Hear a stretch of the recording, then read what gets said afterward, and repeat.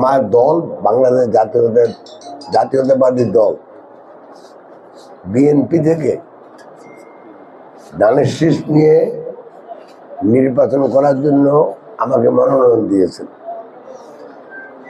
এই ফেনীর 3 আসন আমার প্রিয় সোনাগাজী এবং দাগনভূঞা নিয়ে গঠিত। আমি আমার মনোনয়ন বাছাইয়ের পর আমার মনোনয়ন একটা চ্যালেঞ্জ করা হয়েছিল যে আমি নাকি হলফনায় মিথ্যা কথা বলছি। তো সেটা নিয়ে কয়েকদিন গেছে। তারপরে এই মাসের গত মাসের 22 তারিখ থেকে আমাদের নির্বাচনের প্রচার শুরুর প্রথম দিন থেকে আমি তো হাটে মাঠে ঘাটে বাজারে ধর্ম বর্ণ নির্বিশেষে সবার কাছে যাচ্ছি।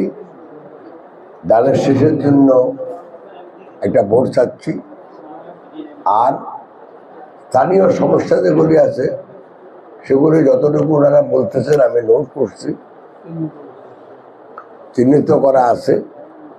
যদি আল্লাহর রহমতে ধানের শীষ যদি রাষ্ট্র ক্ষমতা যায়, অর্থাৎ বিএনপি, আর আমার যদি সেই সুযোগ হয়, তাহলে জাতীয় সমস্যা যেগুলি আছে, যেমন শিক্ষার মান উন্নয়ন, স্বাস্থ্যসেবার মান উন্নয়ন, আপনার এগুলি তো জাতীয়।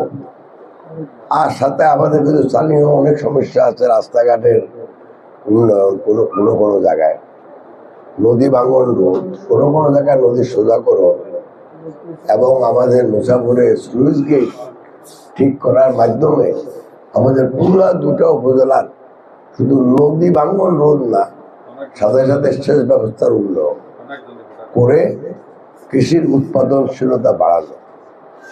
তো এই জন্যই আমি সবার কাছে যাচ্ছি, সবার কথা শুনছি, আর ধানের শীষে ভোট চাচ্ছি। আর আমার মনে এর থেকে বেশি কিছু আমি বলতে চাই না।